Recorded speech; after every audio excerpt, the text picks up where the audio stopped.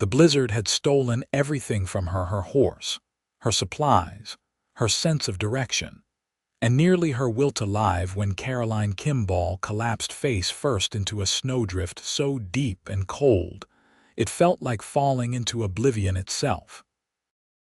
The wind screamed across the frozen Colorado wilderness with a fury that seemed personal, as if winter itself had decided she had no right to survive this night in January of 1884. Her fingers had gone numb hours ago, her toes shortly after, and now even her thoughts were beginning to freeze, crystallizing into simple, desperate pleas for warmth, for shelter, for salvation that would not come. She had been traveling from Denver to meet her aunt in the mining town of Telluride when the storm swept down from the mountains like the wrath of God. The stagecoach driver had tried to outrun it, whipping the horses into a frantic gallop, but nature cared nothing for human desperation. A wheel had broken on the ice-slicked road, sending the coach careening into a ravine. Caroline had been thrown clear, somehow, miraculously unbroken, but the driver and the other passenger had not been so fortunate. She had stumbled away from the wreckage, away from the bodies that would freeze solid before morning, driven by some animal instinct to keep moving, to put distance between herself and death. But death had followed her anyway, patient and relentless, wrapped in white and howling its arrival. Caroline tried to push herself up from the snow, but her arms would not obey. The cold had moved beyond pain into something else entirely, a numbness that felt almost peaceful. She thought of her mother, dead these 3 years, and wondered if she would see her soon. She thought of her father, who had died when she was just a girl, leaving her with nothing but a few faded photographs and the memory of his tobacco-scented coat. She thought of all the things she had never done, never said, never experienced, and felt a profound sadness settle over her like another layer of snow. The darkness was closing in, not just the darkness of the storm, but the darkness of unconsciousness, of letting go, when she heard it, the sound of hoofbeats, impossibly close, cutting through the wind's endless howl. Then hands, strong and sure, were lifting her from the snow. A voice, deep and urgent, was saying words she could not quite understand through the storm's roar. She felt herself being lifted onto a horse, felt the warmth of another body pressed against her back. And then they were moving, the horse plunging through drifts that came up to its chest. "Stay with me," the voice commanded, and Caroline clung to those words like a lifeline. "I've got you. Just stay with me." She wanted to respond, to ask who he was, where they were going, but her jaw would not work. The cold had stolen even her voice. So she simply held on, trusting this stranger because she had no other choice, and let the darkness take her. When Caroline woke, she was warm. The realization came slowly, swimming up through layers of confusion and pain. She was lying on something soft abed. She realized, beneath heavy quilts that smelled faintly of wood smoke and sage. A fire crackled nearby, its light dancing across rough timber walls. She tried to move and immediately regretted it, as pain lanced through her hands and feet, the terrible burning sensation of frozen flesh beginning to thaw. "Easy now," that same voice from the storm said, and a moment later a face appeared above her, lean and weathered, with pale blue eyes that seemed to hold the color of winter sky. "You are in bad shape, but you will live. I need to check your hands and feet. The frostbite is not too severe, I think, but we need to be careful." Caroline managed to nod, though even that small movement made her head swim. The man, her rescuer, moved to the foot of the bed and gently pulled back the quilts to examine her feet. His touch was professional, impersonal, but Caroline felt her face flush anyway. She was dressed in an oversized shirt that was clearly not her own, and she had a sudden terrible awareness of how vulnerable she was, alone in this cabin with a stranger. Where am I?" She managed to croak, her voice barely recognizable. "My cabin, about 15 miles south of Telluride," he replied without looking up from his examination of her feet. "I found you in the storm last night. You are lucky to be alive. Another hour and you would have frozen solid." "The stagecoach crashed," Caroline said, memories flooding back. "The others I know. I saw the wreckage this morning when the storm cleared. I am sorry." His voice was gentle, and when he looked up at her, she saw genuine sympathy in those pale eyes. "There was nothing you could have done." Caroline felt tears prick at her eyes, but she blinked them back. She had not known the other passenger well, a merchant traveling to sell his wares, but he had been kind to her during the journey, and the driver had been trying so hard to keep them safe. "What is your name?" she asked, needing to focus on something else, anything else. "Ethan Winters," he said, straightening up. "And your feet will be fine, painful for a few days, but you will keep all your toes. Your hands, too. You were lucky." "Lucky," Caroline repeated with a bitter laugh that turned into a cough. "I feel anything but." Ethan moved to a small table and poured water from a pitcher into a tin cup. He brought it to her and helped her sit up enough to drink. The water was cold and clear and tasted like the most wonderful thing she had ever consumed. "You are alive," he said simply. "That is more than the others can say. Sometimes luck is just about still breathing." She supposed he was right. Caroline studied him as she drank, taking in the details she had been too disoriented to notice before. He was tall, well over 6 feet, with broad shoulders and the kind of lean, muscular build that came from years of hard physical work. His hair was dark brown, almost black, and fell to his collar in the back. He wore simple clothes, wool pants, a flannel shirt, suspenders, and there was a quiet competence about him, a sense that he was someone who could handle whatever life threw at him. "I am Caroline Kimball," she said when she had finished the water. "I was traveling to Telluride to meet my aunt. She runs a boarding house there." "Sarah Kimball?" Ethan asked, and when Caroline nodded in surprise, he gave a slight smile. "It is a small town. Everyone knows Sarah. She is a good woman. You know her well enough. I sell her beef and venison when I have extra." He took the cup from her and set it aside. "She is going to be worried sick when you do not arrive. The trail will not be passable for at least another day or two, not after a storm like that, but as soon as it is clear, I will take you to town." "Thank you," Caroline said, meaning it with every fiber of her being. "You saved my life." Ethan looked uncomfortable with her gratitude. He moved away, busying himself with stoking the fire. "Anyone would have done the same. But you are the one who did," Caroline insisted. "I owe you everything." He did not respond to that, just kept his attention on the fire. Caroline watched him, curious about this man who lived alone in a cabin in the wilderness, who had risked the storm to save a stranger.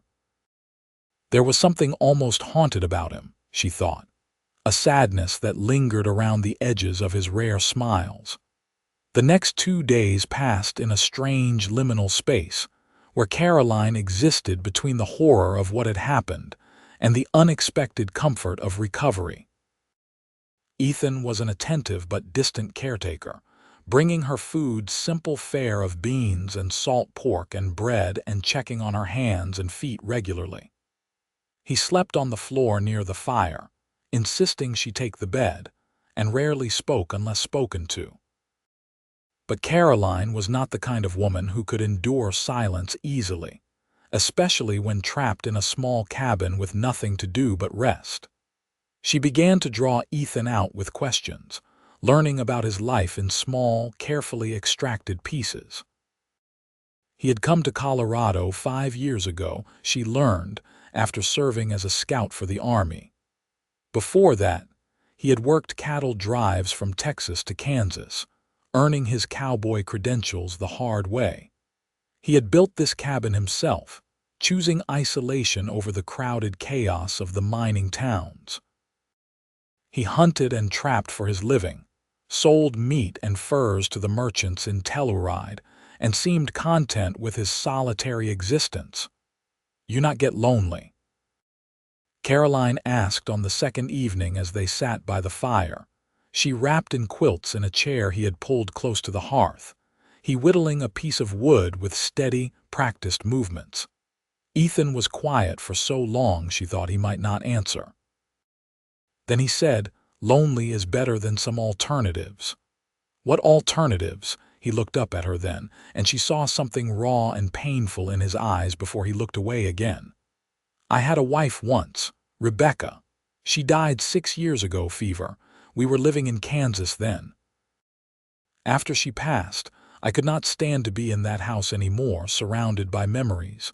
So I left, came out here where everything was new and empty." "I am sorry," Caroline said softly, her heart aching for him. "That must have been terrible." "It was a long time ago," Ethan said, but his voice suggested it might as well have been yesterday. Caroline wanted to reach out to him, to offer some kind of comfort, but she sensed he would not welcome it. So instead, she told him about her own losses: her father when she was 8, her mother when she was 20, and the years she had spent working as a seamstress in Denver, scraping together enough money to survive. Her aunt's letter inviting her to Telluride had felt like a lifeline, a chance to start fresh somewhere new. "Seems we are both running from ghosts," Ethan observed, and Caroline supposed he was right. By the third day, the storm had passed and the sun emerged, blindingly bright against the snow. Ethan declared the trail passable and began preparing for the journey to Telluride. Caroline's feet were still tender, but she could walk on them, and her hands, though painful, were functional. She dressed in her own clothes, which Ethan had dried by the fire, and tried not to think about how he must have removed them from her unconscious body when he first brought her here. They set out mid-morning, Caroline riding double behind Ethan on his sturdy bay horse. She had to wrap her arms around his waist to keep from sliding off, and she was acutely aware of the solid warmth of him, the steady rhythm of his breathing. The wilderness was transformed by the snow into something pristine and beautiful, though Caroline knew firsthand how deadly that beauty could be. The journey to Telluride took most of the day, even though the distance was not great. The snow was deep, and the horse had to pick its way carefully. They stopped twice to rest, and during the second stop, while Ethan was checking the horse's hooves, Caroline said, "I meant what I said before. I owe you my life. If there is ever anything I can do for you, anything at all, you only need to ask." Ethan looked at her strangely, as if she had said something significant that she did not quite understand herself. "You do not owe me anything," he said finally, "but I will remember that." Telluride appeared below them as they crested a ridge in late afternoon. A collection of buildings huddled in a valley surrounded by towering peaks. Smoke rose from chimneys, and even from a distance Caroline could hear the sounds of the town hammers on anvils, the whistle of a train, voices calling to one another. It looked like civilization, like safety, and Caroline felt a complicated mix of relief and something else she could not quite name.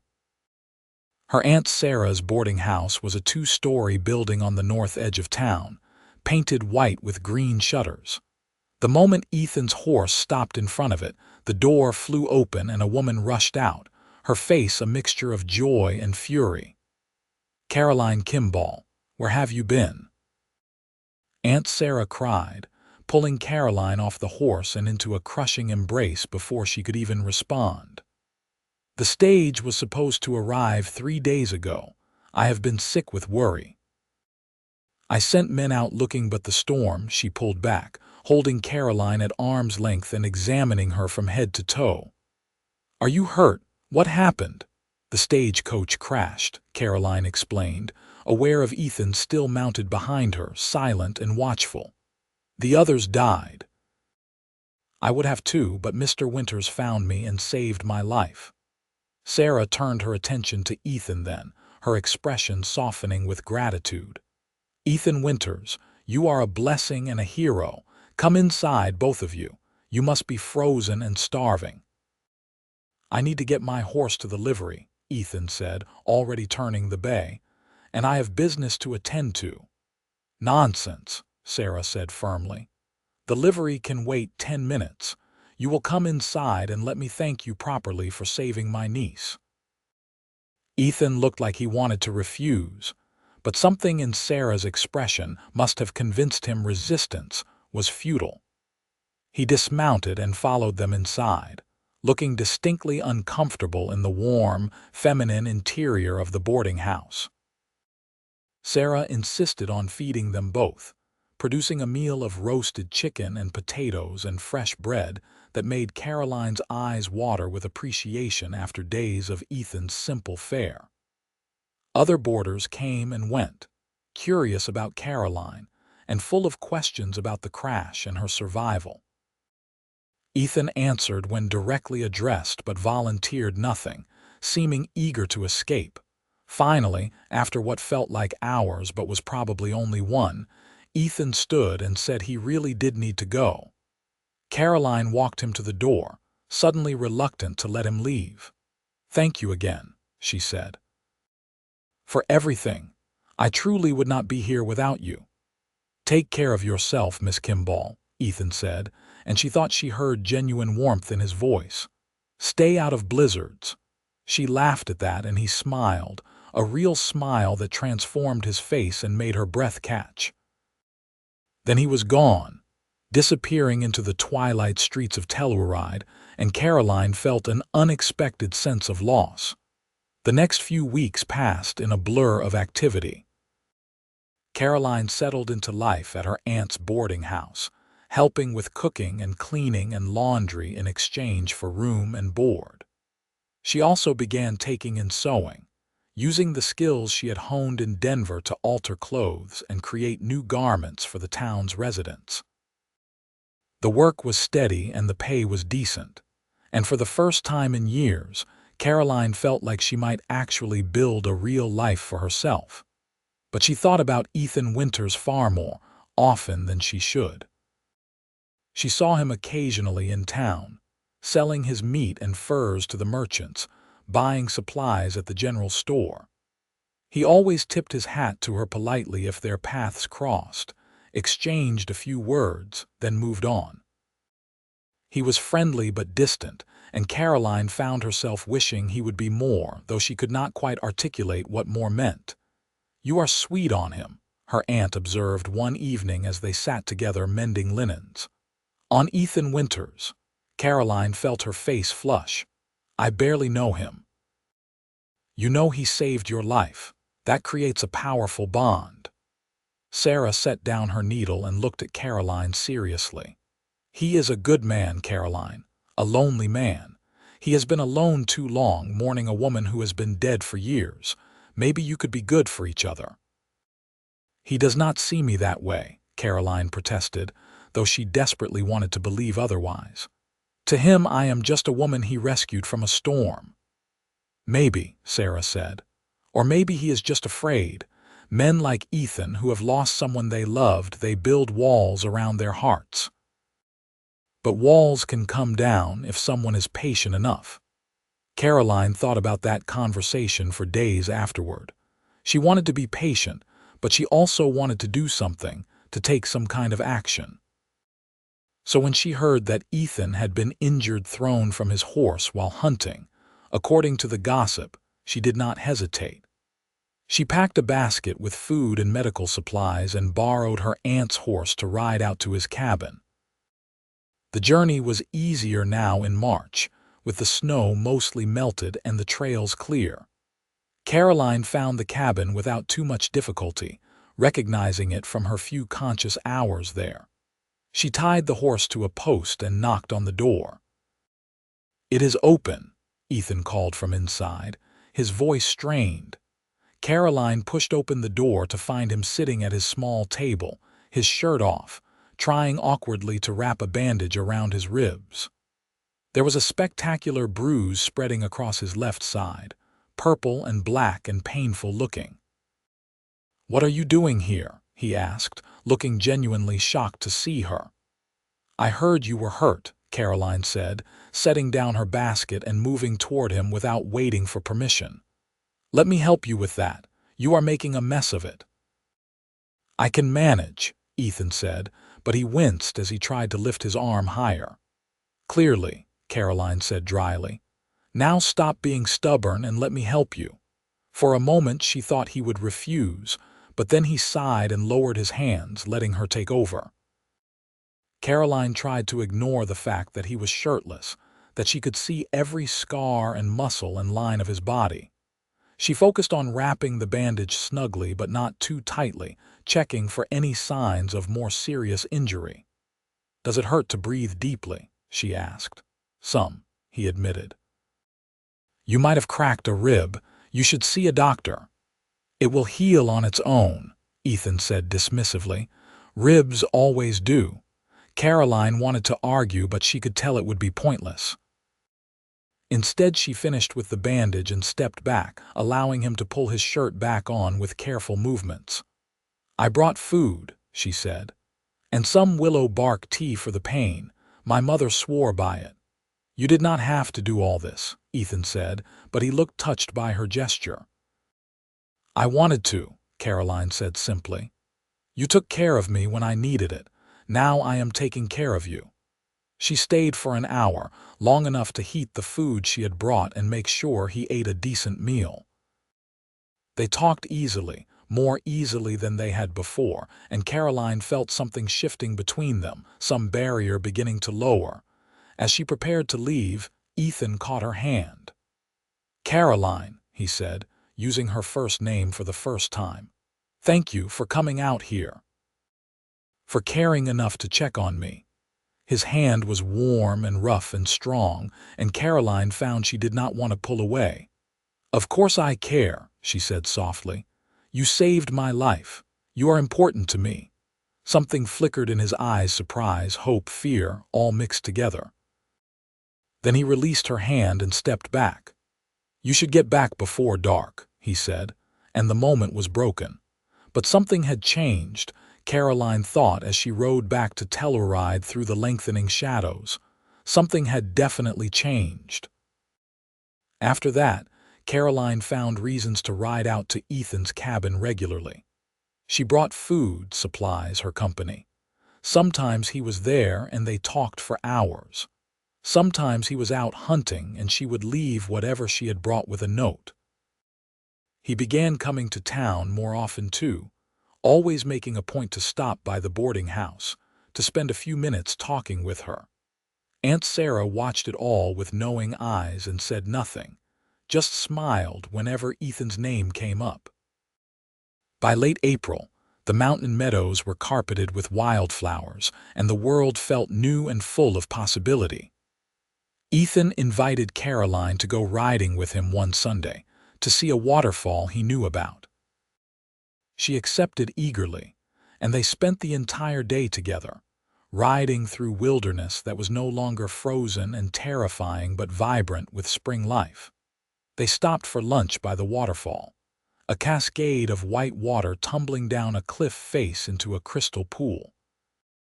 Caroline spread out the blanket she had brought and set out the food while Ethan tended to the horses.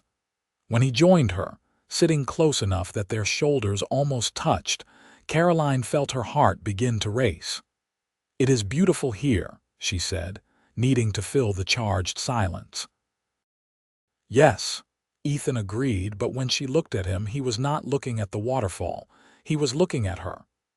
"Ethan," Caroline began, not sure what she wanted to say, but knowing she needed to say something. "I need to tell you something," he said, cutting her off. He took a breath, clearly gathering his courage. "That night I found you in the storm when I brought you back to my cabin. I thought it was just about saving someone who needed help. I never expected—" He stopped, struggling with the words.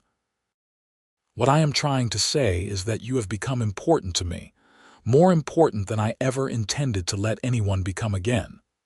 Caroline's breath caught. "Ethan, wait. Let me finish," he said urgently. "After Rebecca died, I swore I would never let myself care about anyone again. It hurt too much when I lost her, so I came out here to be alone, to live a life where I would not risk that kind of pain. But then you came into my life, and everything I thought I wanted, everything I thought I needed, it all changed." He turned to face her fully, taking both her hands in his. "I know I am not the kind of man a woman like you should end up with. I live in a cabin in the wilderness with no prospects beyond hunting and trapping. I am older than you, and I come with ghosts and scars. But Caroline, I am falling in love with you. I think I have been since the moment I saw you collapse in that snow, and something in my chest told me I could not let you go." Tears were streaming down Caroline's face, but she was smiling. "You think I care about prospects. You think I care that you have scars. Ethan, I have been waiting for you to say something like this for months. I have been falling in love with you too, probably from the moment I woke up in your cabin and saw you watching over me." The relief that washed over his face was profound. "Really?" he asked, as if he could not quite believe what he was hearing. "Really," Caroline confirmed. "I love you, Ethan Winters.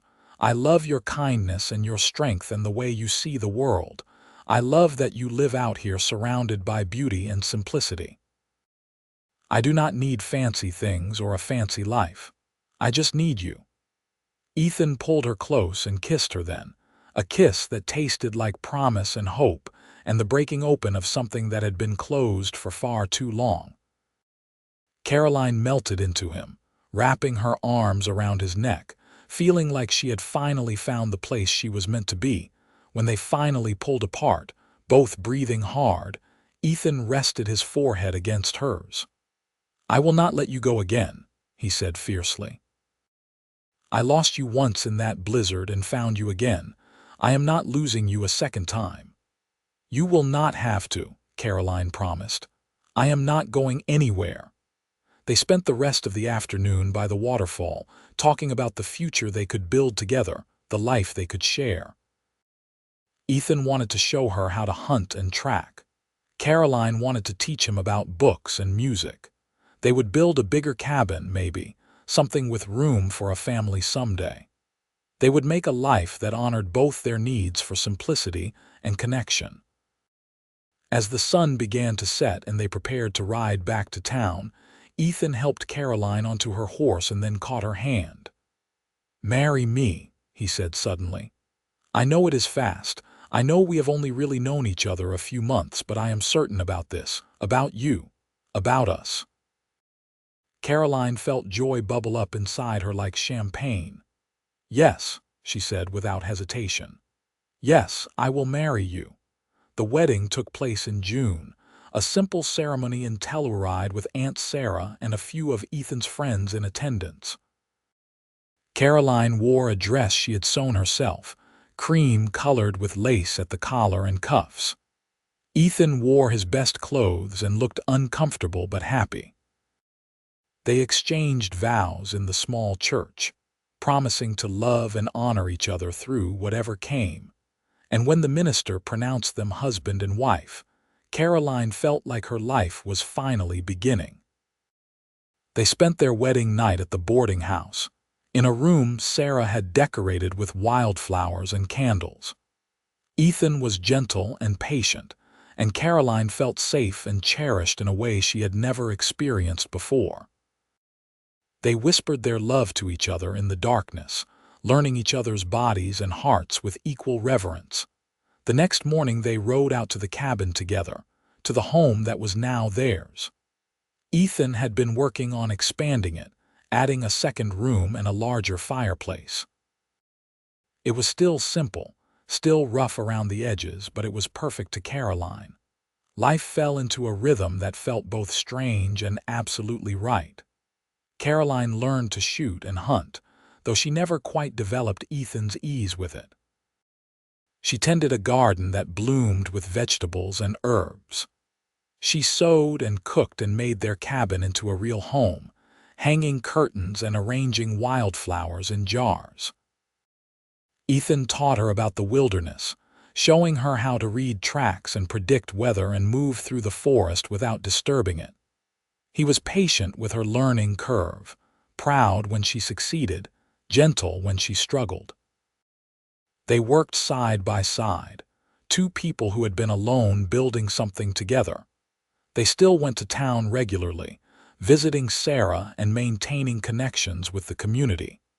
But their real life was here, in this cabin surrounded by mountains and sky and each other. By fall, Caroline knew she was pregnant. She told Ethan one evening as they sat by the fire, watching the flames dance. He stared at her for a long moment, processing the information, and then his face split into the widest smile she had ever seen. He pulled her into his arms and held her close, his hands splaying across her still flat stomach with wonder. "A baby," he whispered. "We are going to have a baby." "Are you happy?" Caroline asked, though she could see the answer in his face. "Happy does not even begin to cover it," Ethan said. "Scared, yes.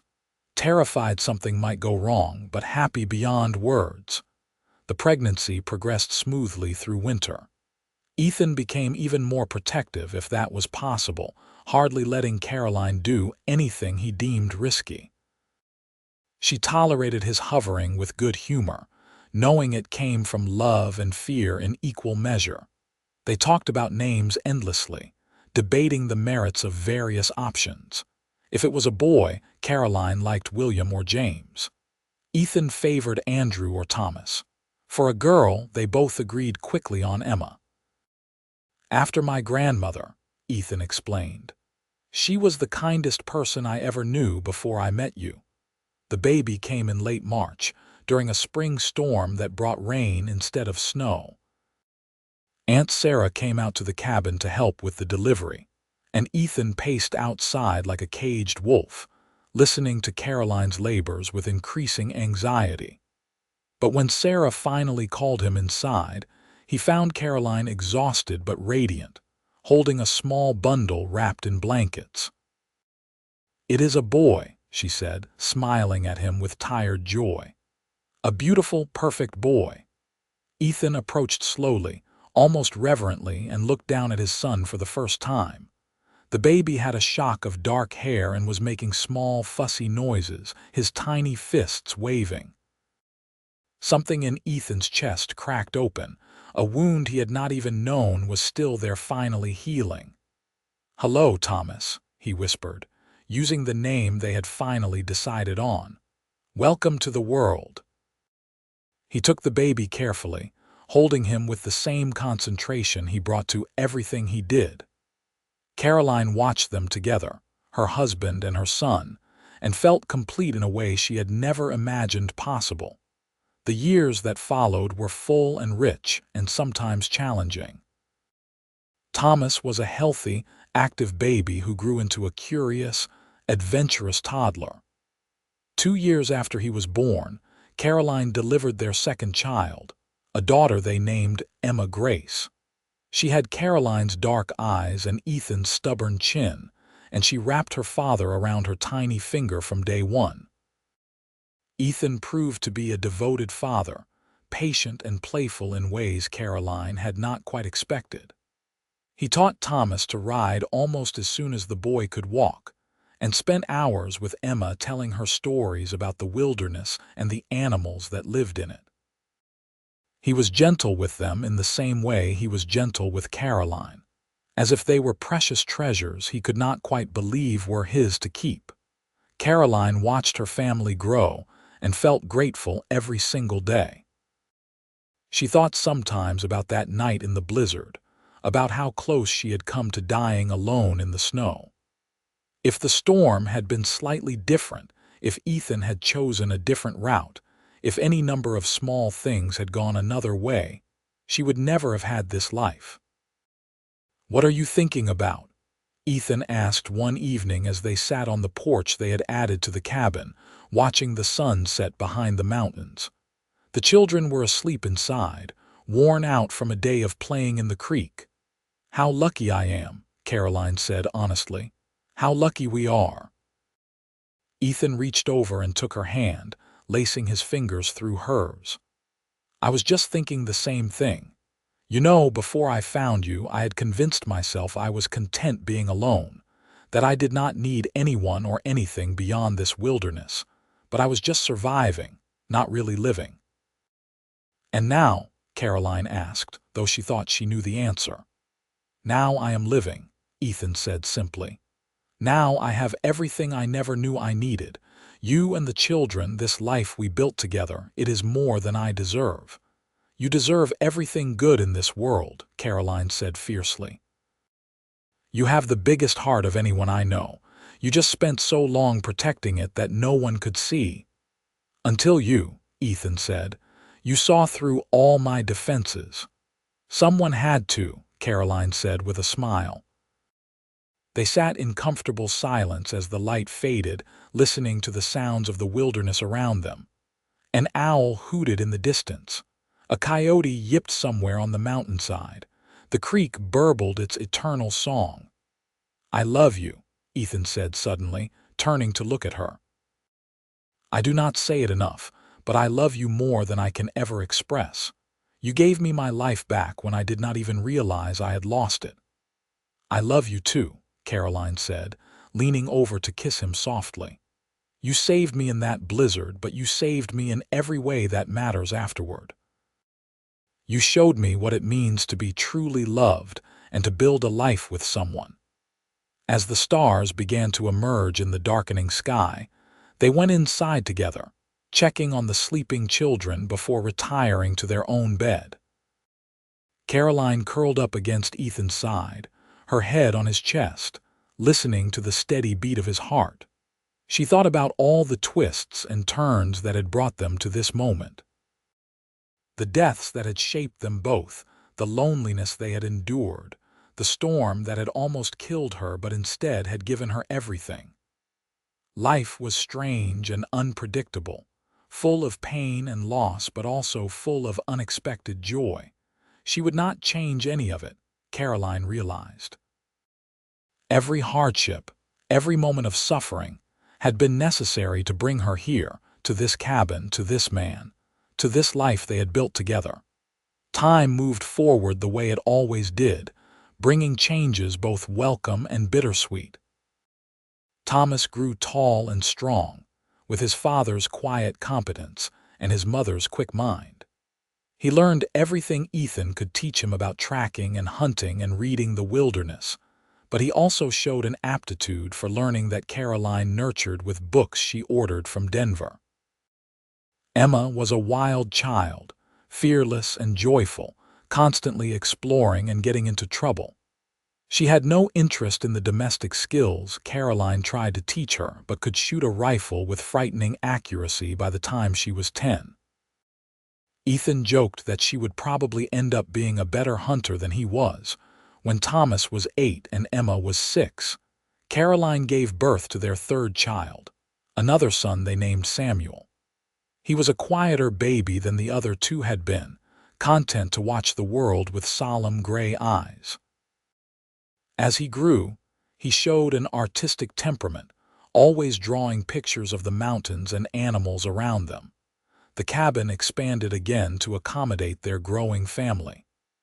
Ethan added a second floor with proper bedrooms, and Caroline finally got the kitchen she had been dreaming about. They were not wealthy by any measure, but they were comfortable and, more importantly, they were happy. Sarah visited often, delighted with her great-niece and great-nephews.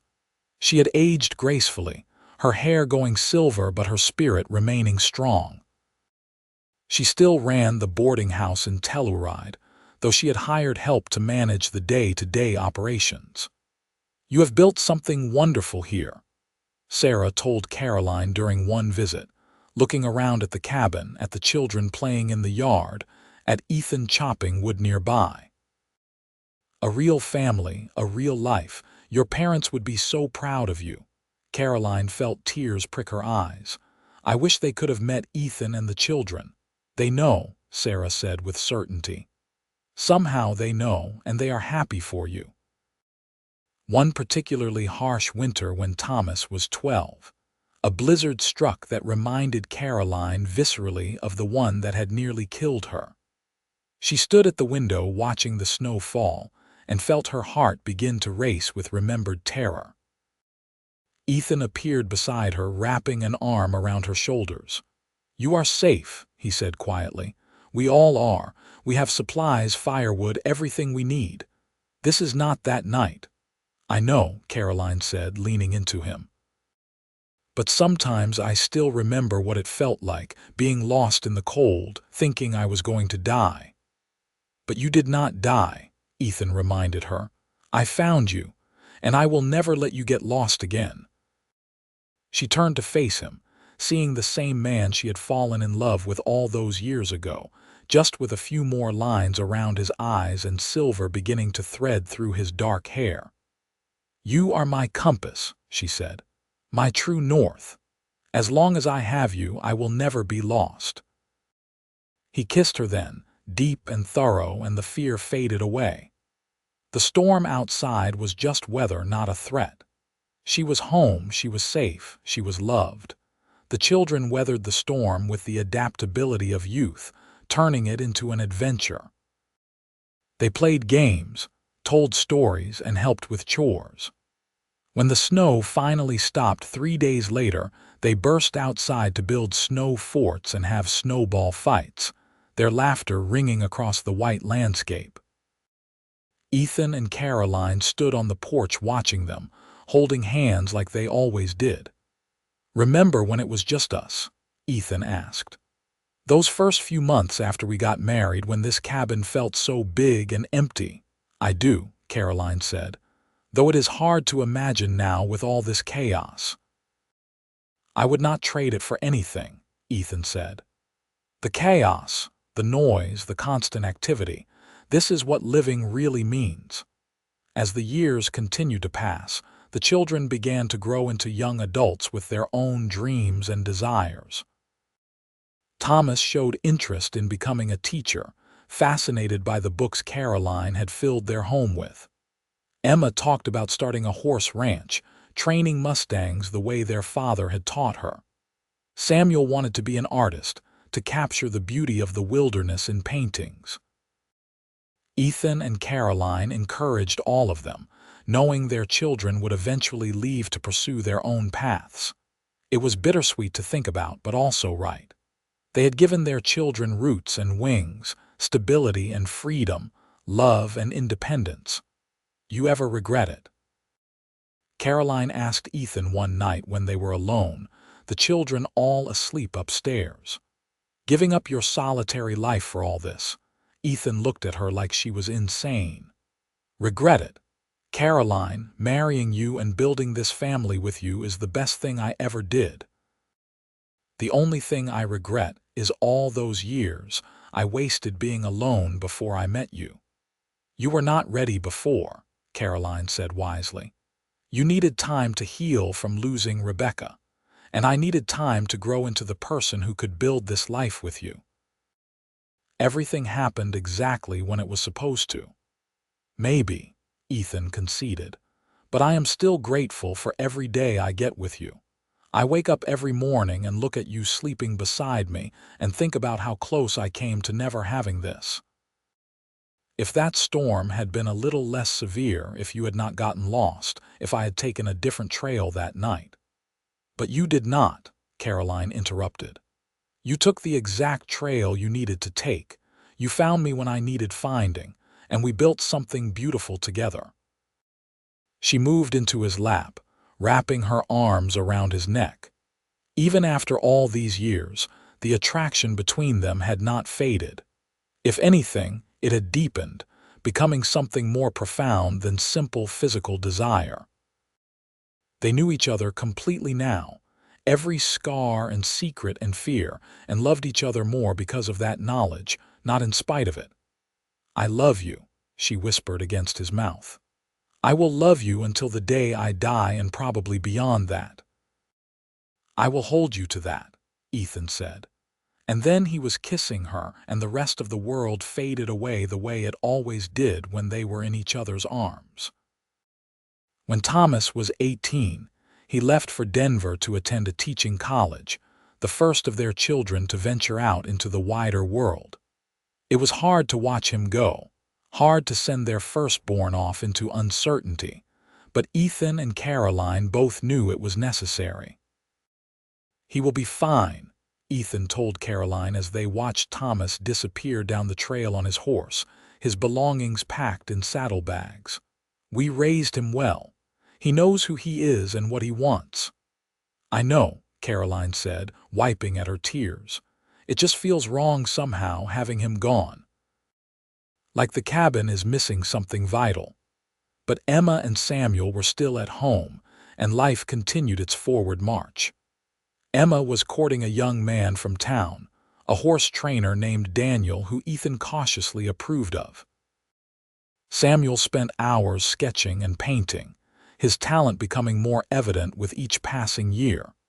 2 years after Thomas left, Emma married Daniel in a ceremony at the cabin. It was a joyous occasion, with friends and neighbors coming from all over the valley to celebrate. Caroline cried through the entire ceremony, watching her wild, beautiful daughter promise her life to someone else.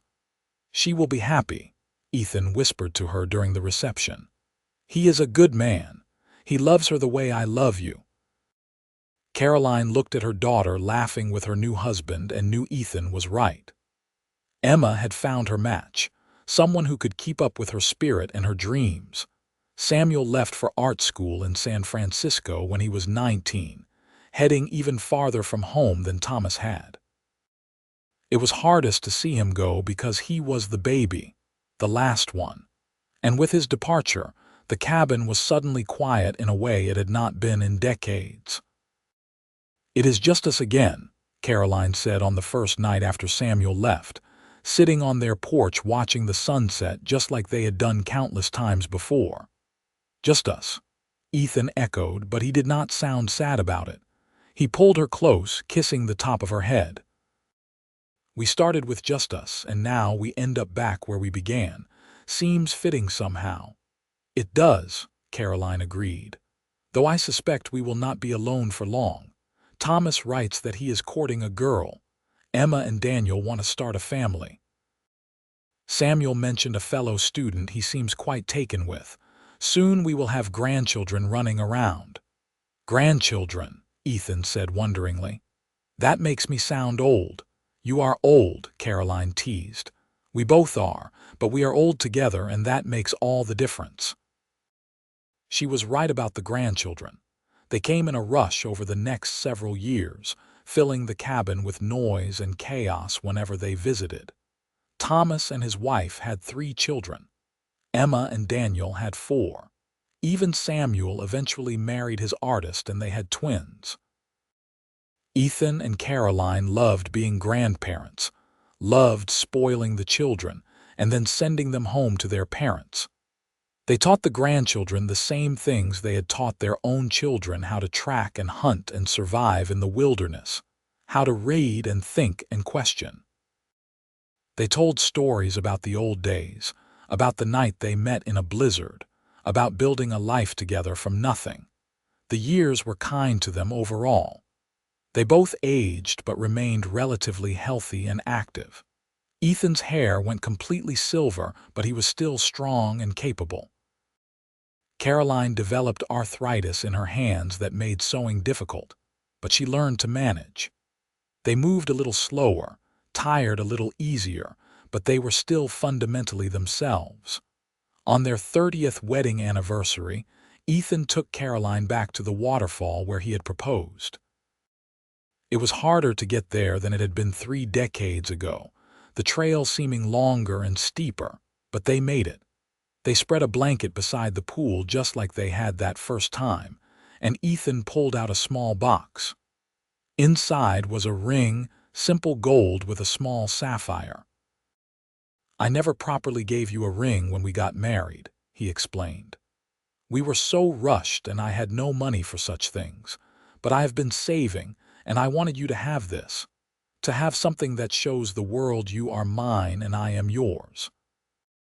Caroline felt tears stream down her face as Ethan slipped the ring onto her finger. It fit perfectly, as if it had been made for her. "It is beautiful," she whispered, "but you know I never needed a ring to know I am yours." "I know," Ethan said, "but I needed to give it to you anyway."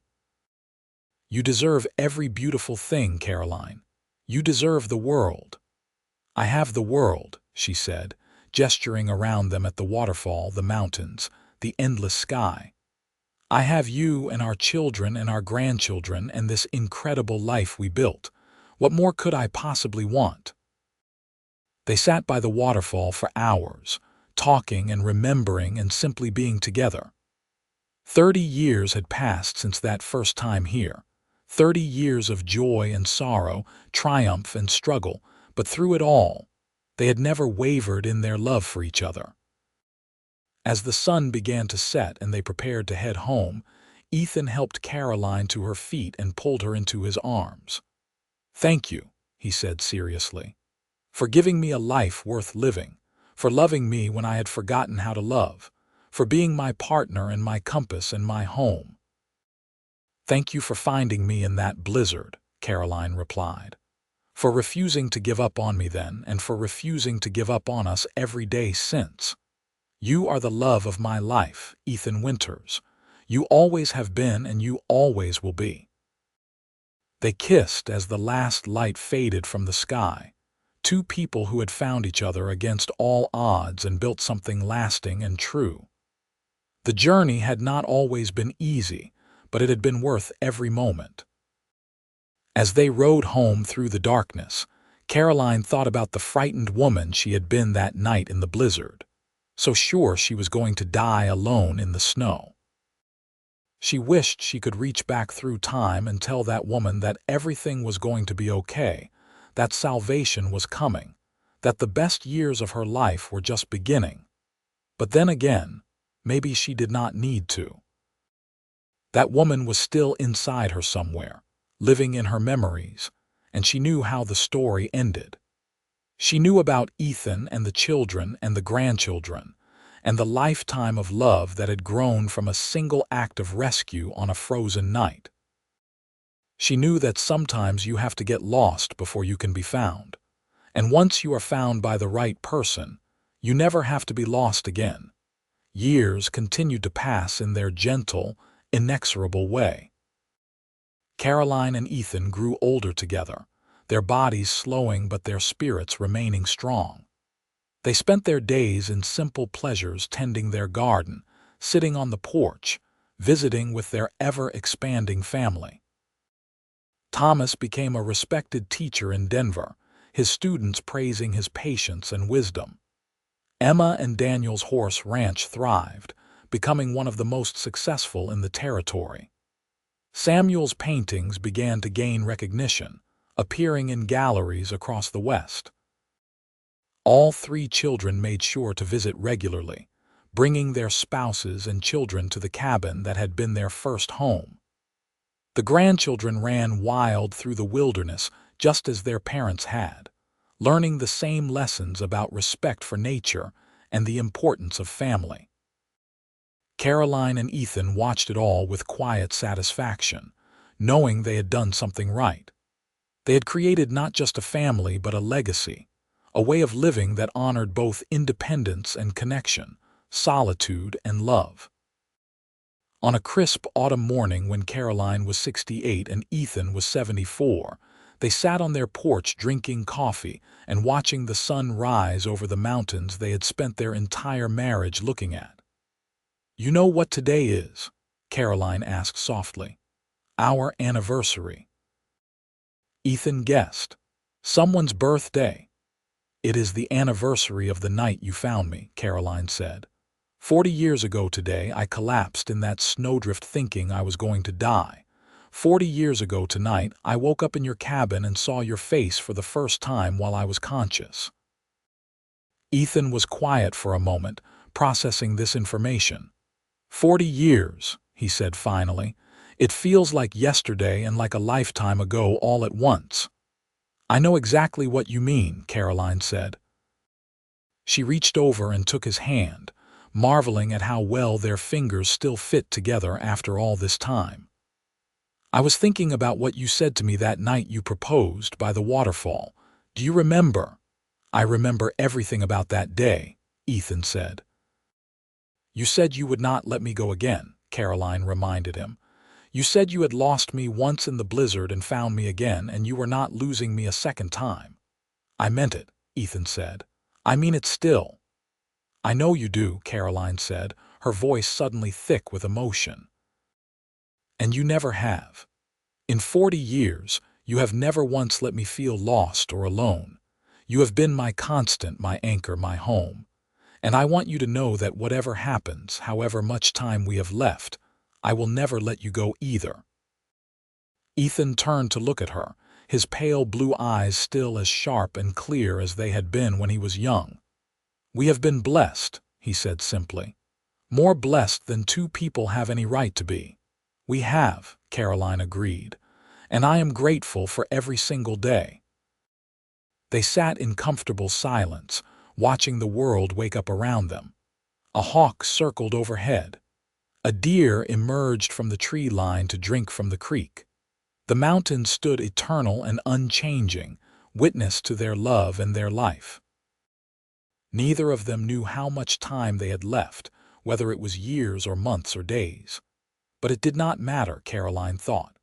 What mattered was this moment, this sunrise, this hand in hers. What mattered was the love they had built and shared and passed on to their children and grandchildren. What mattered was that on a frozen night 40 years ago, a cowboy had heard hoofbeats in a storm and followed them. He had found a woman dying in the snow and refused to let her go. And in refusing to let her go, he had saved them both. As the sun climbed higher, and the day stretched out before them full of simple pleasures and quiet joy, Caroline leaned her head on Ethan's shoulder and whispered, "Thank you for finding me." "Thank you for letting yourself be found," Ethan whispered back. And in that moment, with the sun warm on their faces and 40 years of love behind them and whatever time remained ahead of them, they were complete. They had survived blizzards and hardships, loss and fear, and they had emerged on the other side with something precious and rare, a love that had lasted, a partnership that had endured, a life built together that had been worth every struggle. They had found each other in the frozen wilderness, and they had never let go. And they never would, not until the very end, and perhaps not even then. Some loves are too strong to be contained by a single lifetime, too profound to be limited by mortality. Theirs was that kind of love, the kind that starts with a rescue in a blizzard and grows into something that echoes through generations, that shapes lives and creates legacies. The kind that proves that sometimes the worst moments of our lives are actually the doorways to the best, that getting lost can be the first step toward being found, and that the person who saves your life might just save your soul as well. As the years wound down and their time together grew shorter, Caroline and Ethan faced it with the same courage and grace they had brought to everything else. They knew their story was ending, but they also knew it was a good story, a true story, one worth telling. And when the final chapter came, as it inevitably must for everyone, they faced it together, holding hands just like they had for 40 years, neither one letting go, both of them grateful beyond measure for the frozen night that had brought them together and the lifetime of warmth that had followed. Their children and grandchildren gathered around, witnessing the end of a love story that had defined all their lives. They saw the way Ethan held Caroline's hand until his last breath, the way her name was the last word on his lips. They saw the way Caroline followed him just 3 days later, as if she could not bear to be in a world that did not contain him. And they knew, all of them, that they had witnessed something rare and beautiful, a love that had conquered fear and loss and time itself. A love that had started in the frozen wilderness and ended in warmth and light, surrounded by the family it had created. The cabin stood for years afterward, a monument to what Ethan and Caroline had built together. Their grandchildren brought their own children to see it, to hear the stories, to understand where they came from. The tale of the blizzard and the rescue became family legend, passed down through generations, a reminder that love can be found in the most unlikely places, and that once found, it should never be let go. And sometimes, on winter nights when the snow fell thick and heavy over the Colorado mountains, travelers claimed they could see lights in the old cabin's windows. They said if you listened carefully through the wind, you could hear laughter and the murmur of voices, as if somewhere in time, Ethan and Caroline were still there, still together, still wrapped up in the love that had saved them both. Some said it was just the wind and tricks of light, but others knew better. Some loves are too strong to fade completely, too powerful to be erased by something as simple as death. And the love between a cowboy who refused to let go and the woman he rescued from the frozen wilderness was exactly that kind of love, eternal, unbreakable, and still alive in the hearts of everyone who knew their story.